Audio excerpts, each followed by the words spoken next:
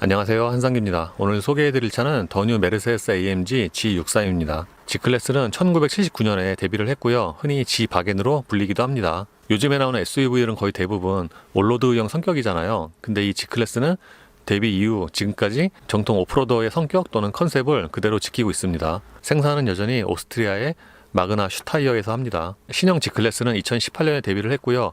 여러 가지 면에서 아주 크게 업그레이드 됐지만 기본적인 디자인이나 성격은 그대로 유지를 하고 있습니다. 국내에는 AMG G63이 우선적으로 출시가 되고요. 차후 400D도 출시될 예정입니다. 지금 보시는 시승차는 AMG G63 에디션이고요. 가격은 2억 4,560만 원입니다. 굉장히 오랜만에 풀모델 체인지가 된 걸 생각을 하면은 외장 디자인의 변화는 상당히 적다고 할 수가 있죠. 물론 세부적으로 보면은 달라진 부분이 있어요. 예를 들어서 유럽의 새 보행자 안전 규정을 맞추기 위해서 프론트 엔드의 길이가 좀 더 늘어났습니다. G클래스는 전통적으로 그릴의 바가 가로였잖아요. 근데 이 63 AMG의 경우에는 세로 그릴이에요. 그래서 외장에서는 이걸로 좀 차별화가 되고요. 이 세로 방향의 그릴 때문에 실제 차 폭보다 좀 좋아 보이는 그런 느낌도 있어요. 정면에서 보면은. 헤드램프는 멀티빔 LED가 적용이 됐고요. 모듈의 수는 84개입니다. 확실히 모듈의 수가 많으면은 좀 더 세부적인 컨트롤이 가능하죠. 그리고 주간등은 헤드램프와 떨어져 있는 게 아니라 그 헤드램프 테두리 전체가 주간등입니다. 그래서 멀리서 봐도 좀 눈에 잘 띄는 것 같고 위치 자체가 조금 높습니다. 더 특징적인 것 중에 하나가 이 방향지시등인데, 보통은 방향지시등이 헤드램프 뭐 그 옆에 있거나 같이 있잖아요. 근데 이 차는 뚝 떨어져 있어요. 운전석에서는 저 왼쪽에 방향지시등이 전체가 보일 정도예요. 참고로 에디션은 나이트 패키지가 포함이 되어 있는데, 이거는 로고나 헤드램프, 방향지시등 주변에 고광택 하이그로시로 마감이 됐고요. 그릴이나 범퍼 일부에 블랙 크롬이 적용됐습니다. 그래서 일반 G63에 비하면은 좀 차별화가 되죠. 참고로 사이드미러의 블랙 하우징도 나이트 패키지에 포함된 사양입니다. G클래스는 전통적으로 반듯반듯하고 직선이 많이 쓰인 그런 디자인인데, 이 신형 역시 그렇습니다. 특히 측면에서 보면은 그렇게 직선과 반듯반듯한 그런 라인이 더 눈에 잘 띄는 것 같아요. 측면에서 보시면 아시겠지만 통상적인 SUV에 비하면은 앞유리의 각도가 꽤 많이 서 있는 편이고요. 잘 눈에는 안 띄지만 그 옆유리의 각도도 다른 차들에 비하면은 좀 서 있는 편입니다. 그리고 측면의 캐릭터 라인도 전부 직선입니다. 그러니까 이 차는 차체를 이루는 그 라인의 대부분이 직선으로 이루어져서 굉장히 좀 남성적인 그런 느낌을 받게 하죠. 그리고 다른 차들에 비하면은 이 유리 면적의 비율도 좀 독특합니다. 왜냐하면은 보통의 차들은 1열과 2열 그리고 트렁크 쪽의 그 옆유리로 갈수록 면적이 좀 작아지게 마련인데, 이 차는 이 세 개가 면적이 거의 비슷해요. 구형에 비하면은 차체 사이즈가 커졌는데, 특히 전폭의 경우에는 120mm가 늘어났고요. 전장도 더 늘어났습니다. 그리고 또 다른 특징 중에 하나가 이 도어 핸들인데, 요즘의 차들과는 다르게 이렇게 그 열쇠 구멍을 누르는 방식이죠. 참고로 신형 G클래스는 구형 대비해서 모든 게 달라졌는데, 헤드램프 워셔와 푸시버튼, 도어 핸들, 그리고 테일게이트의 스페어 휠만 구형과 공유를 한다고 합니다. 이 차는 외장에서 특징적인 또는 눈에 띄는 디자인 요소가 꽤 많은데, 빼놓을 수 없는 게 바로 이 머플러죠. 이거는 예전에 머슬카를 연상케 하는데, 이 머플러의 위치만 봐도 이 차가 보통의 차가 아니라는 걸 알 수가 있죠. 특히 요즘에는 벤츠를 비롯한 유럽 회사들이 머플러 장식을 많이 사용을 하잖아요. 심지어는 고성능 버전도. 그걸 생각을 해보면은 이렇게 왼쪽으로 머플러를 뺀 거는 좀 보기 드문 일이죠. 이 후면도 굉장히 반듯반듯하고 직각으로 떨어지는 라인이어서 보통의 SUV들 그 트렁크와는 그 디자인이 좀 많이 다르죠. 지붕에서부터 저 범퍼까지 거의 수직으로 떨어지고요. 요즘에는 굉장히 보기 드물게 트렁크에 스페어 타이어를 달았어요. 요즘에 이런 SUV가 거의 없죠. 참고로 차 사이즈 대비 테일램프의 크기는 좀 작은 편이고요. 결정적으로 이 차는 이 디자인과 그 색상이 굉장히 잘 어울리는 것 같아요. 이 색상이 디즈니용 올리브 메탈릭인데, 일반 G63도 외장 디자인에서 포스가 있지만 이 색상 때문에 그런 느낌이 더 배가가 되는 것 같습니다. 참고로 이 색상은 추가 비용이 있어요. 타이어는 구디어의 이글 F1 SUV, 사이즈는 295에 40R 22입니다. 전고가 워낙 높아서 그런지 20인치 타이어가 그렇게 커 보이진 않고요. 반면에 저 대형 디스크를 넣고도 좀 공간에 여유가 있습니다. 이 차는 문 여는 방식이 조금 독특합니다. 지금처럼 도어럭이 오픈이 돼도 그냥 열리는 게 아니고요. 이거를 이렇게 눌러야 돼요. 요즘에 이렇게 누르는 방식의 차가 거의 없죠. 그리고 이 차는 문 닫히는 소리가 굉장히 좋습니다. 뭔가 되게 척박하고 무슨 금고가 닫히는 것 같은 그런 소리예요. 이 문 닫히는 소리는 뭔가 좀 중독성이 있습니다. 들으면 약간 좀 기분이 좋아지는 그런 소리. 예, 겉에서 보는 것처럼 실내도 안에 들어오면은 뭔가 비싼 차라는 티가 납니다. 물론 실내의 전체적인 디자인은 다른 벤츠와 비슷하지만 그 세부적인 디테일을 보면은 좀 차별화되는 요소가 있습니다. 요즘 벤츠의 실내 디자인 특징은 차에 앉으면은 뭔가 좀 이렇게 반짝반짝하고 화려하다는 그런 특징이 있는데 이 차 역시 그렇습니다. 실내의 특징 중에 하나는 대시보드인데 다른 차들에 비하면은 저 대시보드의 폭이 되게 좁습니다. 다른 차들에 비하면은 이 앞유리가 거의 90도로 서 있어요. 보통 승용차뿐만 아니라 SUV도 좀 이렇게 누워 있잖아요. 그러다 보니까 대시보드의 그 폭이 넓어지는데 이 차는 거의 90도로 서 있기 때문에 대시보드의 폭이 좁을 수밖에 없습니다. 그리고 대시보드의 높이 자체도 높습니다. 보통 고성능차 또는 비싼 차에 이렇게 A필러와 천장에 스웨이드가 적용된 경우가 많은데 이 차 역시 전체에 다 스웨이드가 적용이 됐어요. 필러에 적용된 스웨이드는 조금 얇은 편인데 천장은 조금 더 두껍게 들어갔고요. 이 차 가격을 생각을 하면은 선바이저 커버에도 스웨이드가 적용이 됐으면 더 좋지 않았을까 싶습니다. 그리고 오프로더의 특징 중에 하나가 손잡이인데 저 대시보드에 굉장히 두꺼운 손잡이가 적용이 되어 있죠.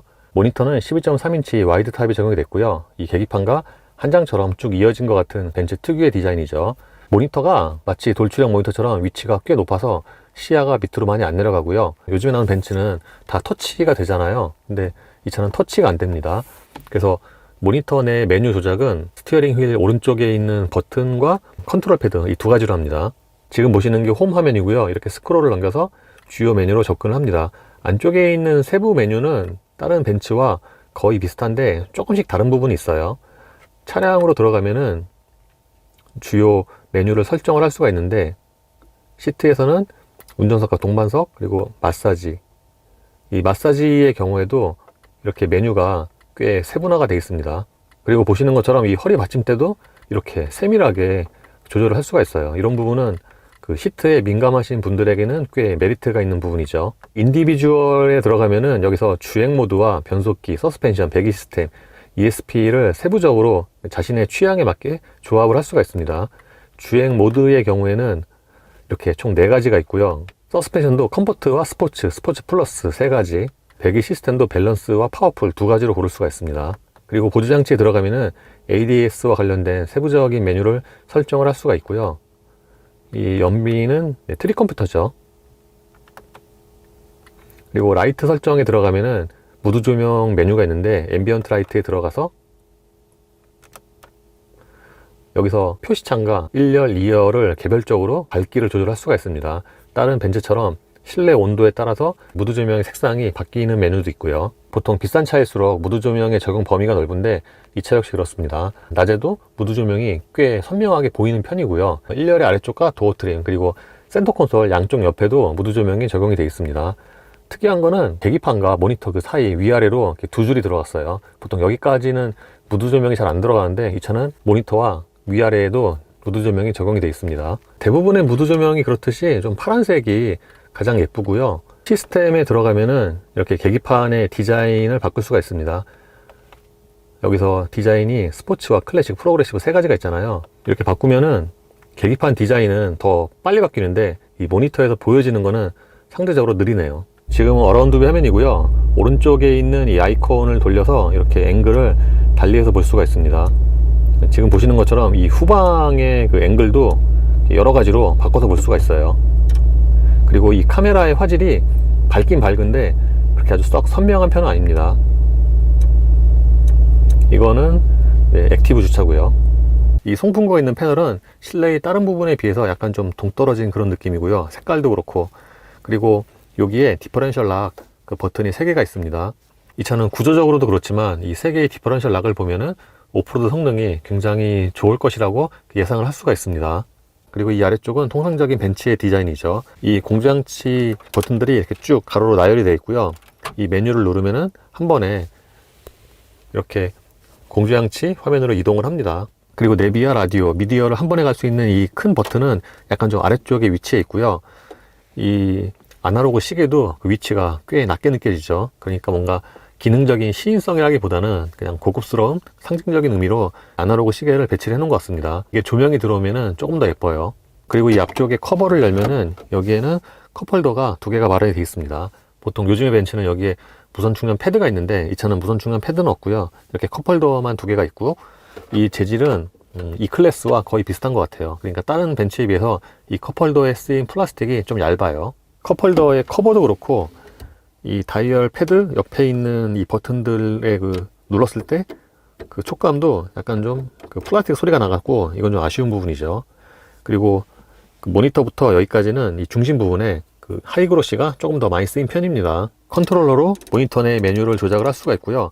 이거는 드라이브 모드, 이거는 감쇄력 조절입니다. 그리고 여기에 그 머플러 배기음 버튼이 따로 빼 있죠. 그러니까 안쪽에 안 들어가고 이 버튼 눌러서 밸런스와 파워풀 두 개를 조작을 할 수가 있습니다. 이거는 로우 레인지고요. 센터 콘솔 박스는 양쪽으로 열리는 방식이고요. 차 크기 생각을 하면은 그 용량은 괜찮은 편입니다. 그리고 이 안쪽에는 USB 단자 두 개가 마련이 되어 있고요. 이 운전대의 디자인은 G63이 아니라 스포츠카에 더 어울릴 것 같은 그런 디자인입니다. 카본과 알칸타라가 적용된 이 림의 그 시각적인 느낌이 뭔가 되게 고성능이에요. 실제로 잡았을 때의 느낌도 좋고요. 특히 주로 잡는 부분에 알칸타라가 적용이 됐는데 뭐 대부분의 알칸타라 그렇듯이 손에 짝짝 붙습니다. 카본 역시도 좀 단단하긴 한데 고급스러운 느낌이 좀 많이 나고요. 스포크에 있는 버튼들의 인터페이스는 최근에 다른 벤츠와 동일하고요. 그러니까 왼쪽이 계기판 조절, 오른쪽이 모니터 조절이죠. 스티어링 휠에는 패들 시프트도 마련이 되어 있고요. 운전대 조절도 전동입니다. 계기판도 12.3인치 풀 디지털이 적용이 됐고요. 안쪽에 있는 인터페이스나 디자인은 다른 벤츠와 동일합니다. 이게 지금 홈 화면이고요. 여기서 페이지를 넘겨서 주요 메뉴로 접근할 수가 있는데 이게 모니터에 있는 그 메뉴와 거의 비슷해요. 여기서 디자인을 선택을 하면은 이렇게 계기판 디자인을 바꿀 수가 있죠. 트림 메뉴에서는 이렇게 트립 컴퓨터와 속도계 등의 정보를 확인할 수가 있고요. 이 차는 HUD는 없습니다. 그리고 AMG 퍼포먼스로 들어가면은 여기서 엔진의 부스트와 굉장히 여러 가지 지포스, 랩타임 같은 다양한 정보를 여기서 확인할 수가 있습니다. 시트의 기본적인 착자감이나 기능성은 꽤 좋습니다. 성인 남자 기준으로 시트가 좀 딱 맞는 그런 사이즈예요. 방석은 기본적으로 길이가 좀 짧은 편이지만 앞부분을 연장할 수가 있기 때문에 큰 문제는 아니고요. 쿠션은 조금 탄탄한 편입니다. 그리고 다른 차에서는 보기 힘들게 가죽의 색상이 빨간색인 게 좀 눈에 띄고요. 중간 부분에는 또 색상이 다르죠. 검은색으로. 그리고 다른 차들 대비해서 헤드레스트의 면적이 또 넓은 편이고요. 이 차는 도어 트림의 디자인도 다른 벤츠와 좀 다르죠. 저 윈도우 버튼의 스위치는 랜드로버처럼 저 위쪽으로 올라가 있고요. 도어 열림 손잡이는 상대적으로 좀 낮은 편입니다. 그리고 이 차는 통풍 시트도 마련이 되어 있고요. 이 도어 포켓의 크기도 꽤 넉넉한 편이에요. 이 차는 차 크기 대비해서 2열의 거주성이 아주 좋은 편은 아닙니다. 제가 앉으면은 무릎과 앞시트 사이에 주먹이 두 개가 꽉 끼게 들어가요. 그래서 2열의 레그룸이 아주 그렇게 넉넉한 편은 아닌데 시트는 편해서 거주성이 좋게 느껴지고요. 무엇보다도 헤드룸이 넉넉하고 2열 유리의 면적도 넓어서 개방감도 좋아요. 그리고 2열 좌판의 쿠션은 1열보다 약간 더 푹신합니다. 보통 2열 좌판이 더 단단한 딱딱한 또는 비슷한 경우가 많은데 이 차는 2열 좌판이 더 부드러워요. 2열 시트의 등받이 각도도 뒤로 좀 많이 넘어가는 편입니다. 1열 시트 아래쪽의 공간은 꽤 넉넉합니다. 이렇게 신발 넣고도 상하의 공간이 굉장히 많이 남습니다.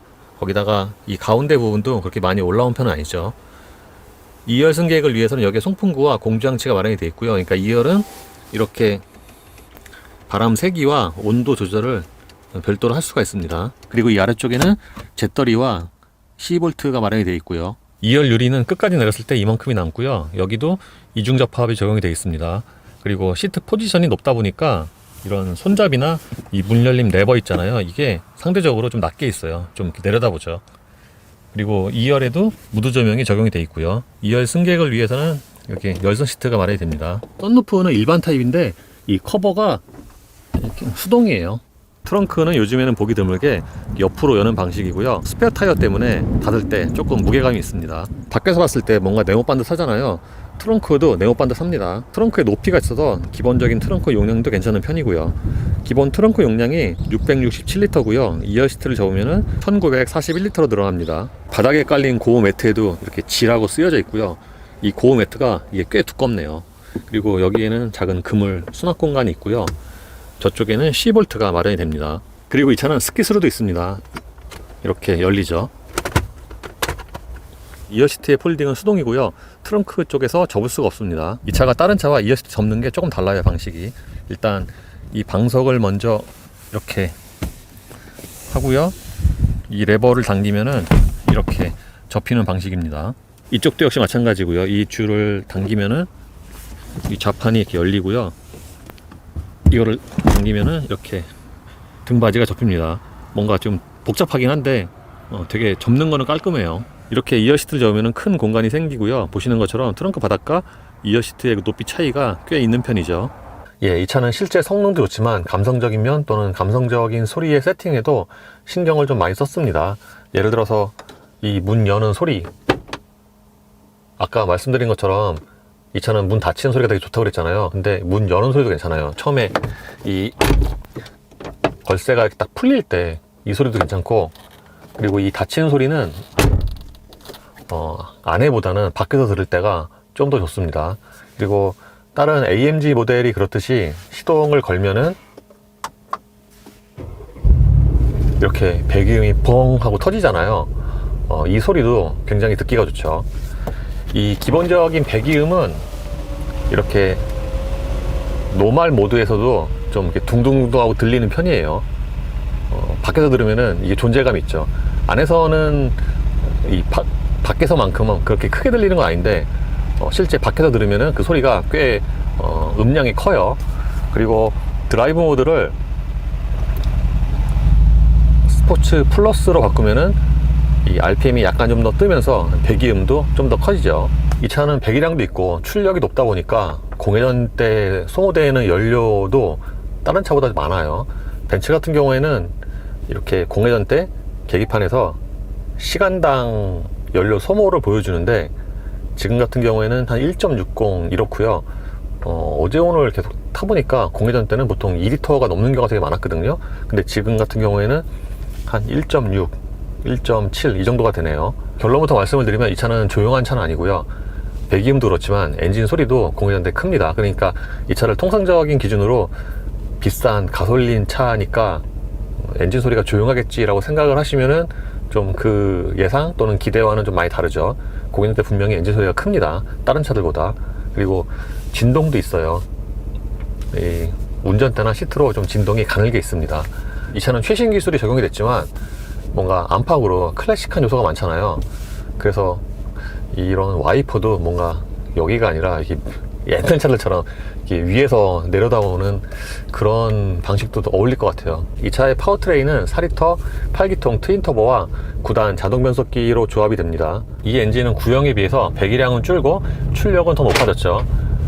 이렇게 대략 15km가 되면은 자동으로 도어락이 잠기잖아요. 이 소리도 되게 크죠. 저는 뭐 소리 자체는 괜찮은데 이 자동으로 잠길 때 이 소리는 조금 좀 볼륨을 좀 줄여줬으면 좋겠네요. 소리가 되게 커요. 처음에 저 깜짝 놀랍니다. 어쨌든 구형의 G63 같은 경우에는 배기량이 5.5리터였는데 그 차와 비교하면은 엔진의 배기량은 줄고 출력은 더 높아졌습니다. 일상적인 운전 또는 회전수, 예를 들어서 지금처럼 1500rpm 이하로 이렇게 천천히 달리면은 생각만큼 그렇게 시끄럽진 않아요. 다른 차들보다 좀 소리가 크지만. 근데 여기서 이제 회전수를 더 높이면은 소리가 이제 확 하고 커지죠. 그리고 프레임 차들의 특성상 천천히 달려도 이제 모노코크 차들과 그 운전 느낌이 좀 다른데 이 차 역시도 그렇습니다. 기본적으로 하체가 좀 단단한 편이에요. 제가 시트 쿠션이 좀 단단하다고 말씀을 드렸잖아요. 이 하체 역시 마찬가지입니다. 지금처럼 그 바로 빨래판 구간 50km로 달려도 차가 좀 이렇게 흔들리죠. 그래서 노면이 좀 안 좋은 곳을 지날 때는 그 상하 바운싱이 좀 짧고 빠르게 진행이 됩니다. 그래서 통상적인 승차감으로 보면은 이 차는 승차감이 특히 그 가격 대비해서 아주 이렇게 좋다고 할 수는 없죠. 근데 보통 프레임 차를 타시는 분들은 이런 특성을 좋아하시는 경우도 있고, 특히 이 차의 성격 또는 태생을 생각을 하면은 어느 정도는 이해가 가는 부분입니다. 전반적인 소리도 큰데 엔진도 크고 배기음도 크잖아요. 타이어 소리도 좀 크게 들어오죠. 기본적으로 22인치 휠 타이어 끼고도 노면 소음이 적으려면은 하체 방어를 굉장히 좀 많이 해야 되는데, 그러니까 이 차 성격과 특히 이 차는 또 G63이잖아요. AMG. 그거 생각을 하면은 타이어 소음이 많이 들어오는 게 또 어느 정도 이해는 됩니다. 지금은 그 노면 소음이 가장 적은 구간인데 이렇게 천천히 달릴 때도 그 타이어 소음이, 근데 이 차는 타이어 소음보다는 그 뭐라 그럴까, 그 주행을 하면서 구동계의 그런 그 기계적인 음이 좀 더 다른 차들 대비해서 더 크게 들리는 것 같아요. 이 차 밖에서 보면은 유리의 면적이 꽤 넓은 편이잖아요. 그래서 실제 운전을 할 때도 시야가 꽤 좋은 편이에요. 근데 다른 차들에 비하면은 좀 다른 점이 있어요. 뭐냐면은 이 B필러. 다른 차들은 만약에 운전자 머리가 이렇게 있다 그러면 B필러가 이거보다 조금 뒤에 있잖아요. 근데 이 차는 머리와 B필러가 거의 같은 선상에 있습니다. 그래서 이렇게 고개 돌리면은 바로 B필러가 보여요. 그래서 다른 차들에 비하면은 만약에 이렇게 끼어드는 시점 있잖아요. 합류 지점. 그럴 때 보통 고개 돌려서 이렇게 보는데 그러면 B필러가 좀 가립니다. 그래서 이거는 조금 적응할 필요가 있고요. 반면에 전방의 시야는 굉장히 좋아요. 이 차가 시트 포지션이 되게 높다 보니까 지금 방금 지나간 저 차와도 대략 좀 비슷하지 않나, 좀 과장하면은. 그래서 시트 포지션 가장 낮게 해도 이렇게 내려다봐요. 최근에 탄 SUV 중에서 이렇게 보닛이 많이 보이는 차가 굉장히 드문데 이 차가 그렇고, 특히 양쪽에 있는 그 방향지등 있잖아요. 이게 또 눈에 보이니까 다른 차들 운전할 때와는 좀 느낌이 다릅니다.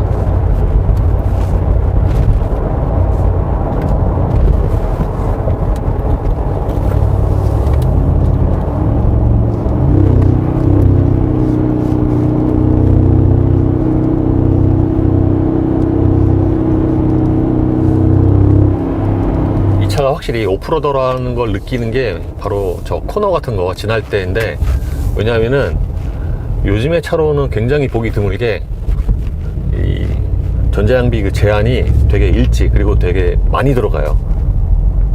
그러니까 조금만 좀 기울어졌다 싶으면은 전자장비가 제어가 바로 들어가고, 그래서 다른 차들에 비하면은 그 속도가 잘 안 나오죠.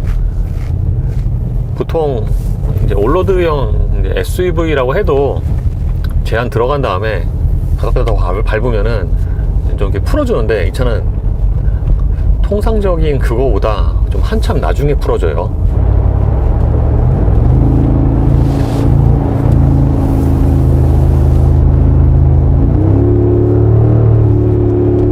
내리막보다 조금 나중이긴 한데 이 오르막 역시도 전자장비 제어가 좀 빨리 들어가고, 일단 들어가면은 잘 엔진 출력을 안 놔줍니다. 그리고 계속 밟고 있잖아요. 그러면은 한참 있다가 엔진 출력 풀어주다가도 또 다시 잡고 그래요. 근데 굉장히 무겁고 전고가 높은 차인 걸 감안을 하면은 자세 자체는 안정적이고요. 이 차는 최고 출력이 585마력인데 그러면 무게가 2.6톤이라고 해도 차가 굉장히 빠르죠. 제원상 제로 100이 4.5초고요. 제 동영상 기준으로 보면은 정지에서 200km까지의 가속 시간이 대략 한 18초 정도밖에 안 돼요. 이거는 718 박스터나 G70 3.3 뭐 이런 차들과 대략 비슷합니다. 무엇보다도 이 차는 비슷한 가속력이라고 해도 쭉 밟잖아요. 그러면은 이 운전자가 느끼는 그 체감이 더 빨라요. 뭔가 이렇게 우악하고, 소리가 커서 그럴 수도 있겠네요. 우악하고 밀어주는 느낌이 뭔가 좀 되게 대배기량의 머슬카 같죠. 거기다가 이 엔진은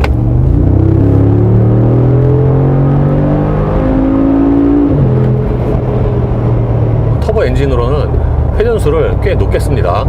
풀 가속하면은 거의 7000rpm 되기 전에, 그 전까지 회전수를 적극적으로 사용을 하고요.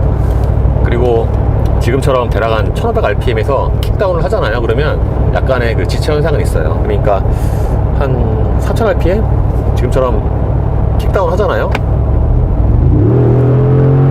그러면 그 후반부에 실제 나오는 그 가속력에 비해서 그 트윈터보가 부스트 찰 때 그 시간은 약간 좀 있습니다. 그리고 스포츠 플러스로 바꾸면은 대부분의 차들이 그렇듯이 가속 페달이 더 민감해지는데, 이게 민감해지는 건 물론 이제 배기음이나 엔진 소리가 더 커지기 때문에 그런 가속감이 더 빨리 느껴지는 것 같아요. 예를 들어서 킥다운을 하면은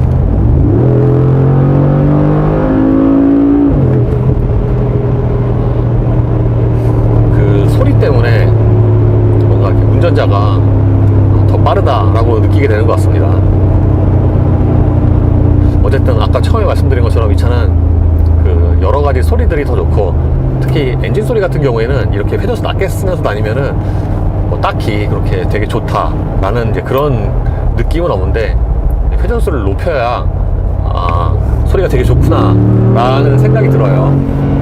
그리고 이 차는 요즘 차로는 드물게 저 뒤에 스페어 타이어가 달려 있잖아요. 그래서 유리가 한 반 정도 대략 가리는데, 보통 이러면은 후방 시야가 많이 제한이 되잖아요. 근데 이 차는 저렇게 스페어 타이어가 있는 것 치고는 또 후방 시야가 꽤 괜찮습니다. 그러니까 적어도 후방 시야가 좀 되게 답답하다 그런 느낌은 없어요. 대략 예상을 하시겠지만 이런 차는 회전 반경이 좀 큽니다. 이렇게 거의 정지 상태에서 운전대 끝까지 돌리고 유턴하면은 3차로 거의 끝에서 이렇게 회전을 하죠. 시내 주행 같은 데서 유턴할 때 약간 좀 불편할 수 있습니다. 이 차는 대략 90이나 100 정도의 속도로 달리면은 통상적인 올로드형 SUV랑 달리 뭔가 주행 안정성이 그렇게 썩 좋지 못하고 직진 안정성도 좀 떨어진다고 생각이 되는데, 오히려 속도가 높아지면은 방금 말씀드린 그 연령대보다 그런 안정성이 좀 더 좋게 느껴지는 것 같아요, 상대적으로. 그리고 이 차가 다른 거보다는 주행할 때 그 바람 소리가 좀 많이 나는 편입니다. 이게 그럴 수밖에 없는 게, 이 차는 그 클래식과 감성을 위해서 차체 외부 디자인도 그렇게 했잖아요. 가장 대표적인 게 이 앞유리인데, 다른 차들과 비교해 보면은 이 앞유리의 각도가 굉장히 많이 서 있어요. 뭐 90도까지는 아니겠지만 거의 90도 가까이 이렇게 서 있거든요. 그러다 보니까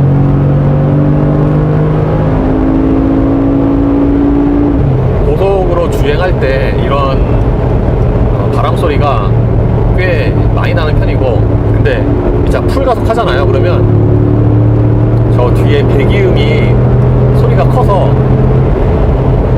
바람 소리가 또 잘 안 들립니다.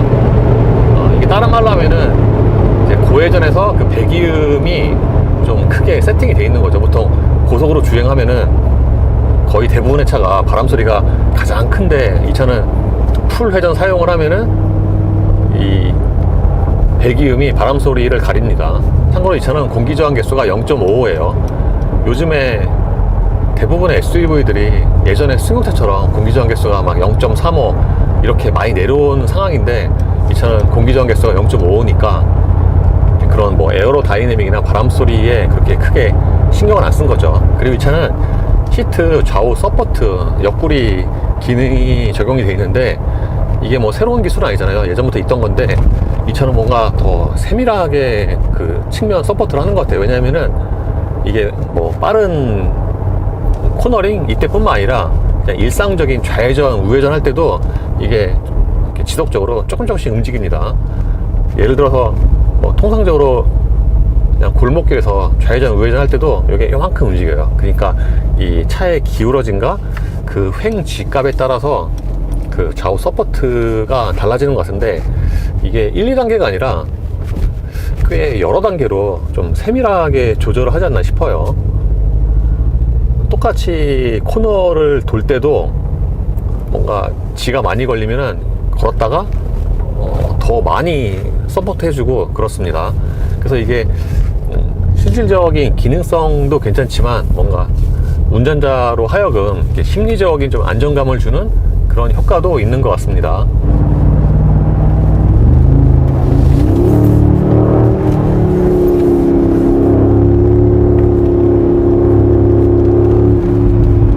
방금의 오르막 코너는 스포츠 플러스 모드로 달렸고요. 컴포트에 비하면 스포츠 플러스가 동일하게 속도로 진입을 해도 이 전자장비 갭이 좀 늦긴 해요.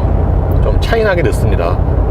근데 한번 잡으면은 좀 늦게 풀어주는 거는 비슷하고요. 스포츠 플러스 모드로 바꾸면은 파워트레인 뿐만 아니라 이 댐핑까지 더 단단해지는데, 예를 들어서 지금처럼 스포츠 플러스로 바꾸면은 그 상하의 움직임이 더 짧고 빠르게 이루어지고 댐핑도 단단합니다. 그러니까 기본적으로 컴포트도 단단하지만 이 스포츠 플러스는 좀 더 단단해서, 그러니까 승차감으로만 본다면은 컴포트가 좀 더 낫죠. 그리고 대략 예상을 하시겠지만 이 차는 연료를 많이 먹습니다.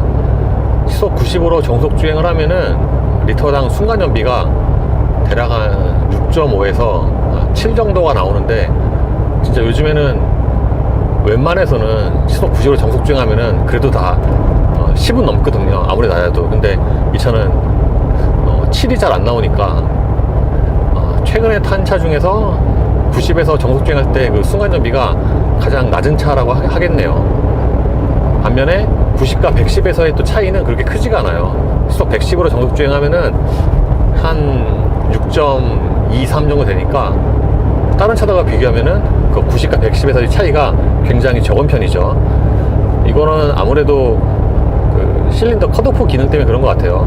이 차가 대략 1000rpm에서 3250rpm 그 사이에서는 8기통 중에 4기통은 휴지를 하고 4기통만 작동을 하거든요. 그러다 보니까 이렇게 연비가 정속 주행할 때 110에서는 차이가 그렇게 크지 않은 것 같습니다. AMG G63은 승용차로 치면은 좀 정통적인 스포츠카 같은 그런 개념인데, 기존의 정통적인 스포츠카는 좀 불편함은 일상에서 있지만 운전의 재미나 그런 걸로 보상을 하잖아요. 이런 정통 오프로드도 그런 비슷한 개념이 아닌가 싶습니다. 그러니까 통상적인 승용차나 SUV 기준으로 보면은 좀 불편한 구석이 있죠. 가격 대비 못한 부분도 있고, 예를 들어서 승차감이라든가 이 소음, 진동 같은 경우에는 값비싼 가솔린 엔진으로서는 통상적인 기준으로는 좀 떨어지는 편인데, 이 차는 그거 이상의 감성이나 또 성능이 있기 때문에 그런 면에서 충분히 보상이 되는 것 같습니다. 무엇보다도 이 차는 밖에서 봤을 때의 그 만족감이 가장 커요. 제가 처음에 말씀드린 것처럼 이 차는 디자인이 굉장히 좋아요. 특히 이 색상과 이 디자인이 굉장히 잘 어울려서 요즘에는 좀 보기 드물게 딱 차를 보자마자 오, 괜찮네 라는 생각이 들었거든요. 그러니까 이 차는 방금 말씀드린 그런 디자인과 감성, 그리고 G클래스가 갖고 있는 그런 브랜드 밸류 등등이 합쳐지면서 이 매니아들에게는 더 매력적인 차종이 된 것 같습니다. 그리고 이런 차들이 또 중요한 게 세대가 바뀌고 시간이 지나면서 최신 기술로 업데이트가 되잖아요. 근데 그 업데이트가 되면서 개성과 그 매력을 잃지 말아야 되는데, 신형 G클래스 같은 경우에는 그런 부분은 거의 그대로 유지를 하면서 최신 기술이 접목이 됐기 때문에 그런 면에서 꽤 매력적인 상품성이 됐다고 하겠습니다. 그리고 주행에서 감성적인 면으로 보면은 또 장점이 있는 게, 운전하면은 안전할 것 같은 또 그런 막연한 느낌이 있죠. 큰 사고가 나도 안 죽을 것 같은, 거기다가 이 차는 브랜드 밸류도 있고 디자인이 워낙 튀고 잘 나왔기 때문에 타고 다니면은 좀 시선을 받는 그런 면도 있어요. 예, 이로써 더뉴 메르세데스 AMG G63의 시승을 마치겠습니다. 감사합니다.